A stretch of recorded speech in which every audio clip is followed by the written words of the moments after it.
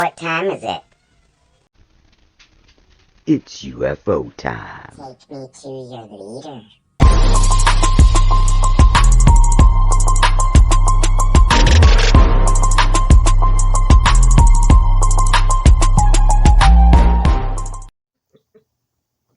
Hey guys, it's Monday. Welcome to Creepy Conversations. This is Shelley. And Polly.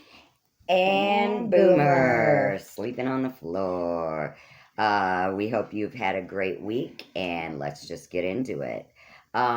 Today, we're going to start off talking about the UFO phenomena that's been going on. Hey, that was great. That was great. I don't need my buttons. I know. I got you. Okay, so by now, I know you've heard of the story about the green light in Vegas and that family that reported seeing the 8 to 10 foot. Yes. Okay. That we talked about. Okay, that's been going on. Have you heard about the ex-military guy, David Grusch? I think that's how you say his name, Grusch.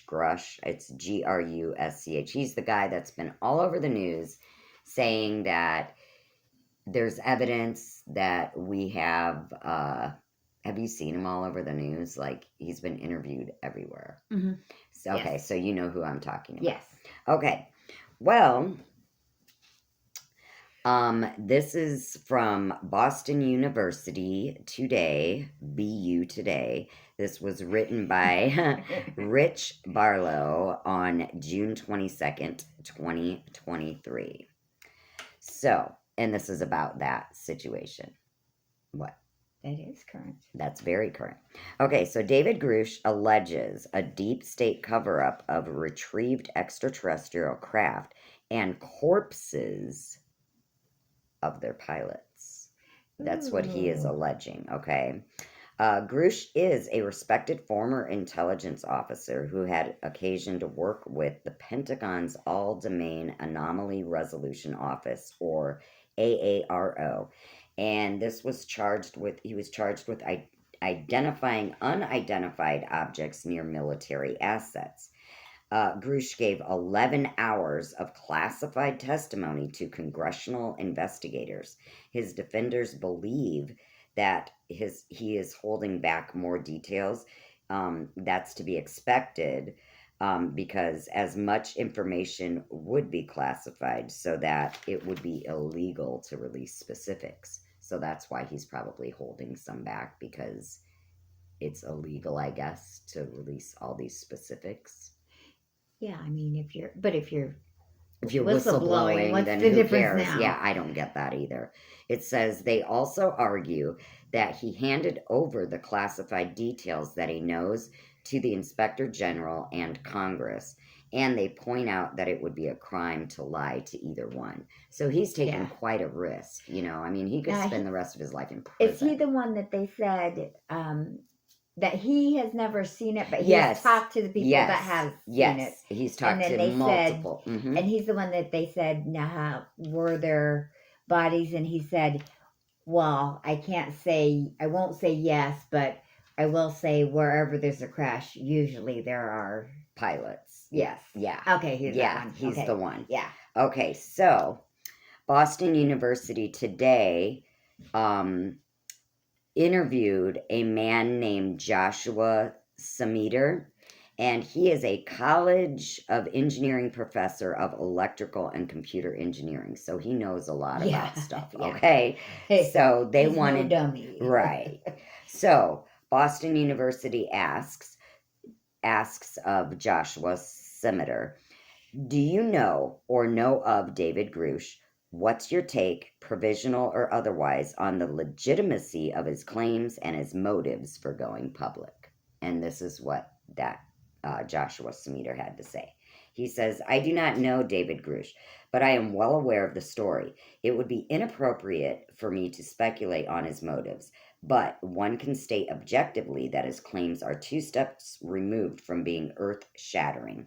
Not only has he not shared any verifiable evidence photographs, artifacts, or any other manner of data, but he also has not personally seen or touched any of the objects he references. In the long history of claims of extraterrestrial visitors, it is this level of specificity. Oh my God. It's so hard to say. Okay, I know what you mean. Specifically, whatever. His level of specificity that always seems to be missing. As Carl Sagan said, extraordinary claims require extraordinary evidence. We are still awaiting the evidence. Okay. Well, he never said that he saw it firsthand. Right. That's what. So they keep asking him more questions. So then they ask, BU asks, what investigation is being made of his claims, either by your study team or any other relevant government entity? And Joshua states, our study panel is charged with bringing scientific rigor to bear on UAP or UFO claims. We are working in collaboration with the Defense Department's All-Domain Anomaly Resolution Office, which is focused on safety and national security aspects of UAP. David Grusch must be treated as a credible witness, as with the military aviators who have also come forward with eyewitness accounts of anomalous objects. But without data or material evidence, we are at an impasse on evaluating these claims. So then they go on to ask, does your team have a target release date for your findings? And what more remains to be done in your study between now and then? And he says, our panel will be issuing a report later this year. It was not our charge to analyze historical or current UAP data. Rather, our role is to create a roadmap for how NASA assets and expertise can contribute to determining the origin and nature of UAP. If extraordinary evidence does emerge in the coming weeks, that would admittedly affect our report. So basically, nothing.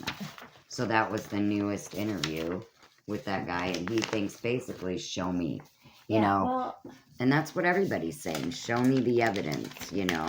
Right, but that guy is saying, I'm just talking to people who did see it. Right. I'm just the whistleblower who talked to the people. Right, he's just saying... I'm the messenger. Right, he already stated he did not see these things. He did not touch these things. He just heard from other military who did. Yeah, exactly. And he decided to come forward. But what's your personal feeling? I'm gonna interview you. What do you think? No, I believe that they're here. Too. I believe they're here. Yeah, I think so. I mean, come on. Well, do you remember? I showed you Jacob Israel.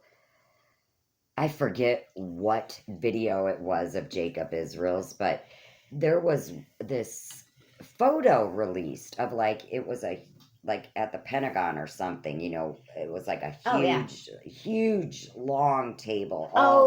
You surrounded with these important people. And there was at the very end, there was like a 10-foot tall something or other they were all looking at. Yeah. Like he was speaking or something, but it was so blurry. Yeah. And then that's another thing.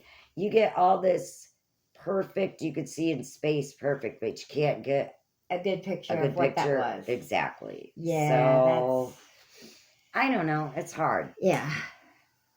But all right. So, let us know what you think. Do it. Welcome to the news. Film at 11. Film whenever we say.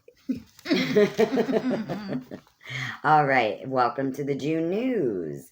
These are just a couple crazy news stories that I thought would be interesting. The first one comes from the source, the University of Edinburgh. A team of researchers from Edinburgh has used artificial intelligence, or AI, to discover 3 substances that prevent cells from aging. Dude. Take that, Dr. Chevalier, whatever. Or Bathory. Remember her? No. We did a story on Oh, I don't remember names. the lady that Oh. killed all the servants and used their blood because she thought it would make her young. Bathory? Right? No, I'm forgetting her name. I don't Maybe it know. wasn't Bathory. I can't remember her name. Anyways, the scientists developed an AI model by training it to recognize key features of chemicals with senolytic activity. To do this, they used data from more than 2,500 chemical structures discovered in previous studies.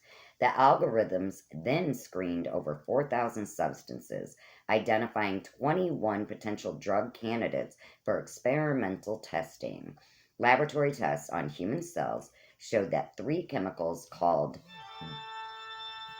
Dracula, no, called gink ethnic, paraplosine, and oleandrin can remove senescent cells.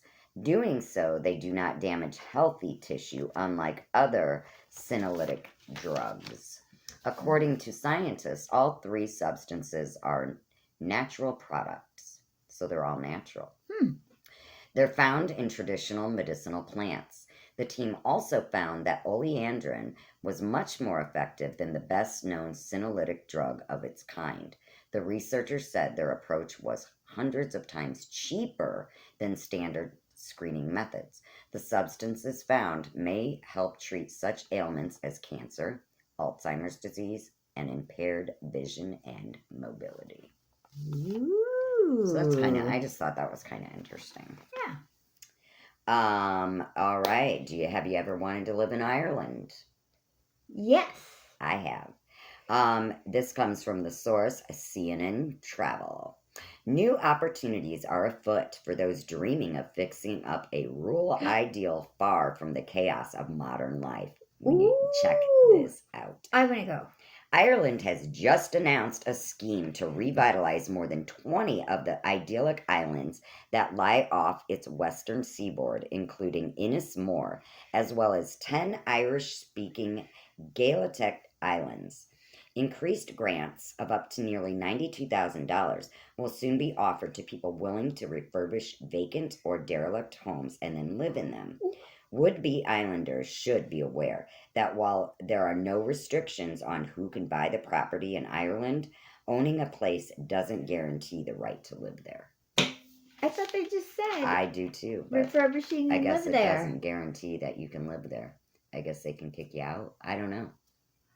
But So they're that's tricking kind you. of neat, right? When you said scheme, I thought scheme or scam, and it really is after you get to the end. Yeah, because what if you refurbish it and And then then they say, back to America you go. Aye. Or, no, that was Popeye. I don't know what that was. Popeye was not Irish. He wasn't. He was just like an American sailor, right? Mm-hmm. With a nasty mouth. I don't know. Okay. Or no, Brutus had the bad mouth. Yeah. Okay. And now this is for all of our little cannabis friends that want to hear about cannabis news. And this comes from the source AFP. Scientists have discovered cannabidiol, a compound in cannabis known as CBD, in a common Brazilian plant, opening potential new avenues to produce the increasingly popular substance. The team found CBD in the fruits and flowers of a plant known as Trema micrantha bloom, a shrub which grows across much of the South American country and is often considered a weed. More ways than one. Molecular biologist Rodrigo Mauro Neto of the Federal University of Rio de Janeiro told AEP. Neto said, chemical analysis has found Trema contains CBD but not THC, raising the possibility of an abundant new source of the former, one that would not face the legal or regulatory hurdles of cannabis, which continues to be outlawed in many places, including Brazil. This is a plant that grows all over Brazil. It would be a simpler and cheaper source of cannabidiol. Neto's team won a $104,000 grant from the Brazilian government to fund the research, which he estimates will take at least 5 years to complete. A study last year by market analysis firm Vantage Market Research estimated the global market for CBD at nearly $5 billion and projected it would grow to more than $47 billion by 2028, driven mainly by health and wellness use. Yay. So that's kind of cool. Yeah.